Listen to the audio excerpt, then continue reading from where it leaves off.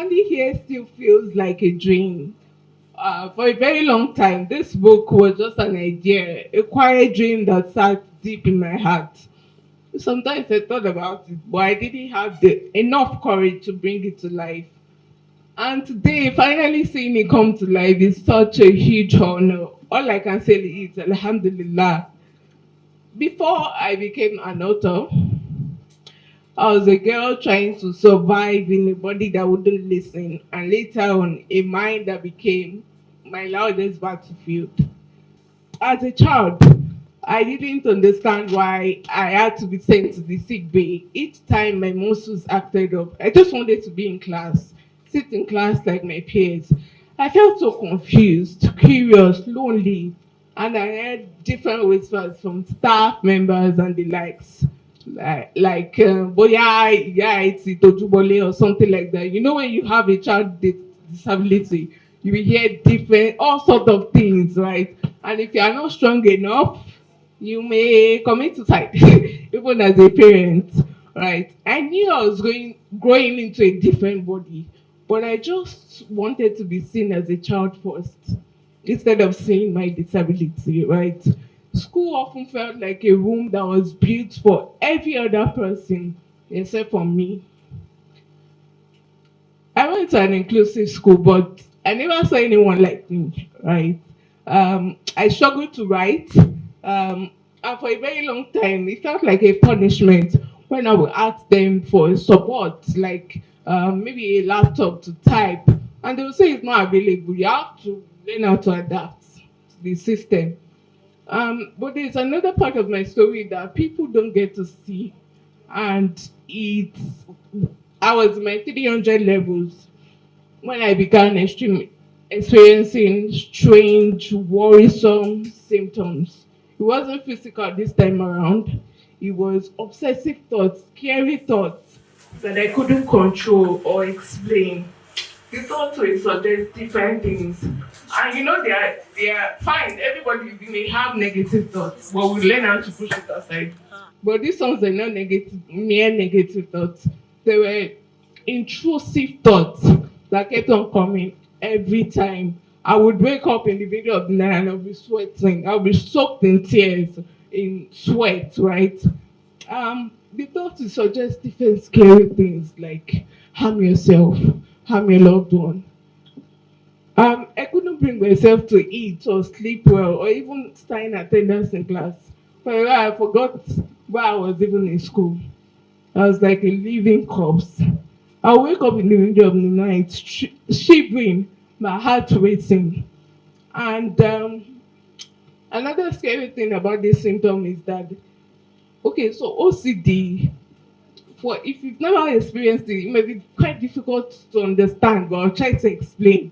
It's like you're having intrusive thoughts in your head telling you to do a particular thing. You know you're not going to do it, you know it's not right, but the thoughts keep coming, and that thought cause anxiety.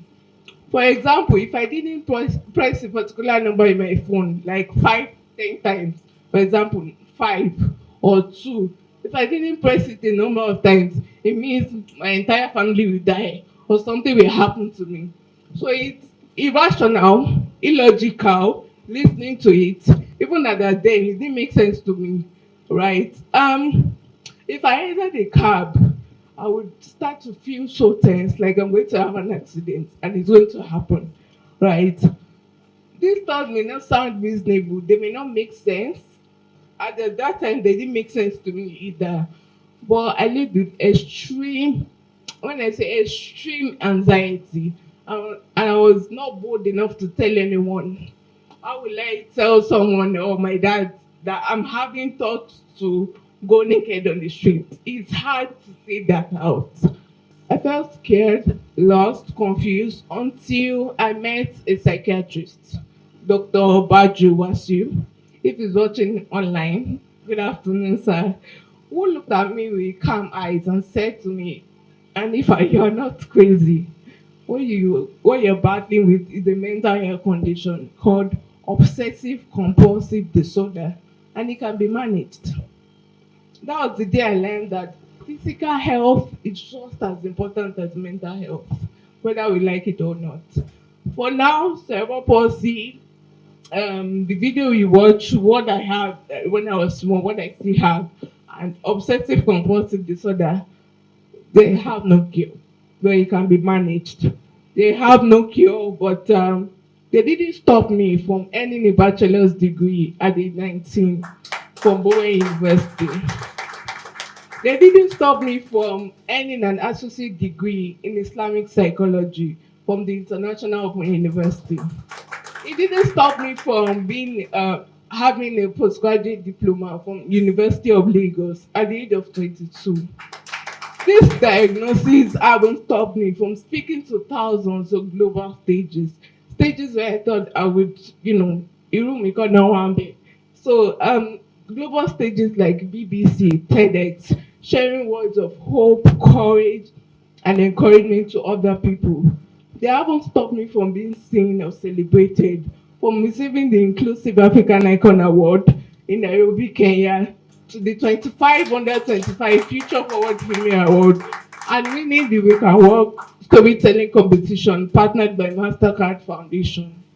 Cerebral palsy hasn't stopped me from guiding other young people on how to overcome stage fright. It hasn't stopped me from authoring my first book in 2021. I actually have a book before this one.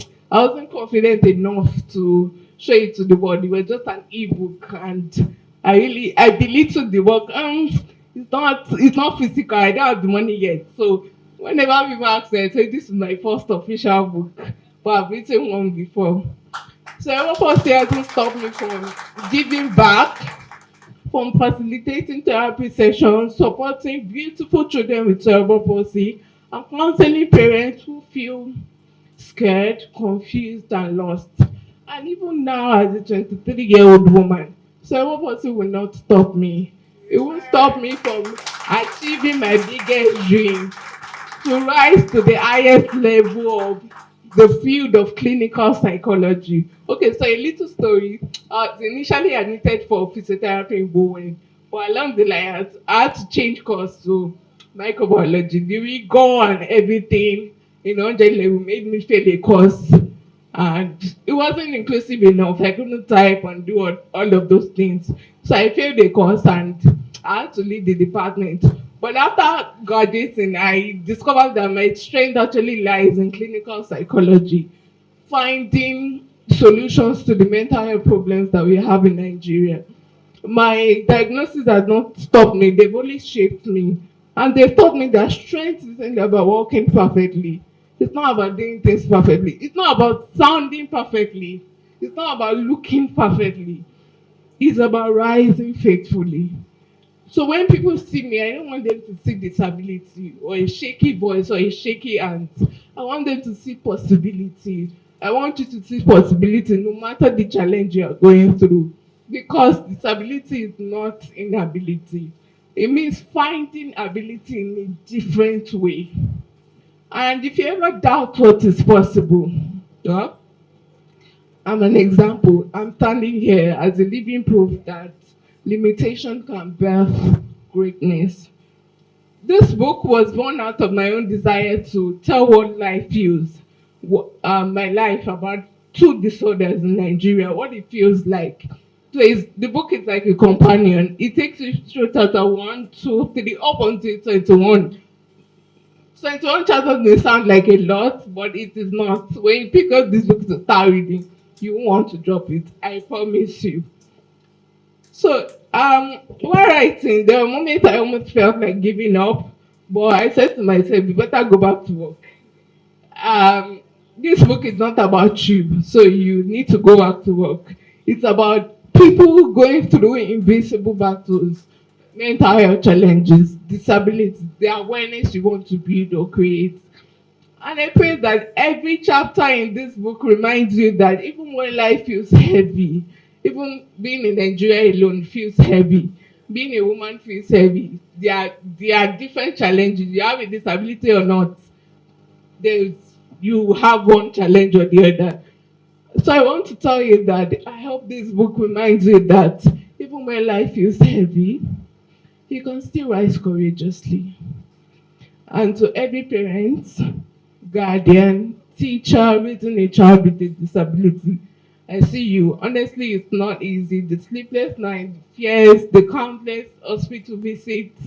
Um, Anytime maybe my dad does something for me, to me to hurt me or something, I just remember the countless hospital visits, 6 a.m., 5 a.m. Bobby, and be like, ah no, I can't fight with this now. I need to keep honoring him and respecting him for being, for always being there with me. If you tell me, you will say, Anifa, look, everybody has come here today to celebrate with you. Or and say no, people are coming. But people will come and they will go. You'll be the only one with yourself. So you need to learn how to be independent. You need to learn how to be independent. Even your siblings can betray you. That is how humans are. You need to learn how to be independent and stand firm. You will say that to me almost every time when trying to wear my braces, my back brace. And I'll be like, what is wrong with this man? Who broke his heart? That he's always repeating this thing over and over again. And he will tell me that's how life is. Don't, yeah, you are living with the disability. And so people will still break your heart. You need to find a way how to survive, regardless of anyone being with you or not. Thank you so much, sir. And my mom, of course, who is always jealous whenever I mention my dad alone. And I assure you that every donation you make today, every gift, every purchase that you make isn't exclusively for me. I made that decision.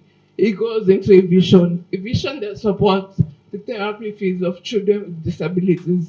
And to everyone here today, my friends, my family, Wasila, my PA for today, this guy has been the one on social media shouting about Chudilea, Chudilea. Sister Nima from TVC, thank you so much. Thank you so much. Mommy, that would do prefer she doesn't like public display, but thank you so much. I don't just know how to say this speech without thanking you. My classmates from Unilag postgraduate diploma, thank you so much for being here. My siblings, even with the shout and the overwhelm, thank you so much. Sister Zainab, thank you so much. Zainab Muhammad, thank you so much. This woman has, when I was in 300 level, she was in 300 level.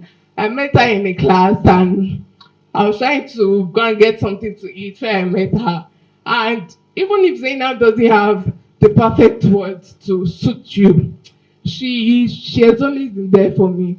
She's someone that I can just call and say, "Now, but I need this thing." We are not family members, but she's someone that stood by me.